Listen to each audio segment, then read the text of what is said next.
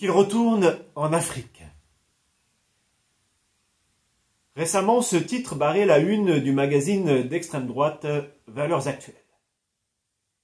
Il faisait allusion aux propos d'un député d'extrême droite au sujet de la couleur de la peau d'un autre député.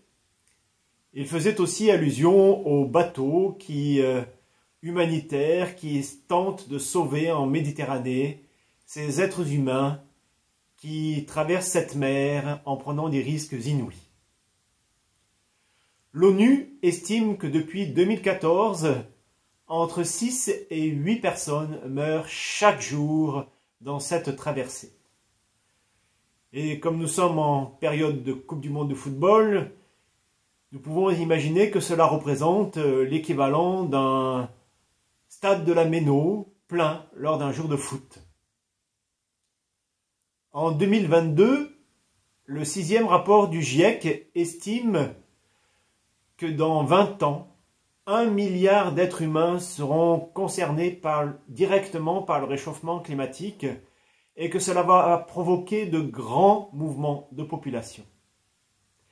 Face à cela, nous sommes invités à anticiper et à élaborer dès à présent des plans d'ampleur pour accueillir ces mouvements de population. Et nous en sommes, hélas, très loin.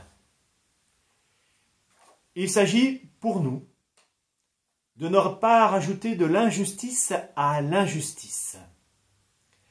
La part d'humanité que nous représentons, nous autres Européens, est en grande partie responsable de la violence climatique qui s'exerce à l'échelle de notre planète Terre. Et nous voulons déjà renvoyer chez eux ceux qui en sont les premières victimes, c'est-à-dire les pauvres des pays les plus pauvres. Finalement, comme nous voulons renvoyer chez lui Jésus, qui, ne l'oublions pas, dès sa naissance, a connu l'exil en Égypte pour échapper à la mort injuste que voulait lui infliger un roi de l'époque. En cette semaine de l'Avent consacrée à la compassion, il est temps pour nous de méditer sur l'humanité ou l'inhumanité qui sommeille en chacun, en chacune d'entre nous. Il est temps de réfléchir à la place que nous donnons dans nos vies à la solidarité ou à son absence. Il est temps de lier justice climatique et justice sociale.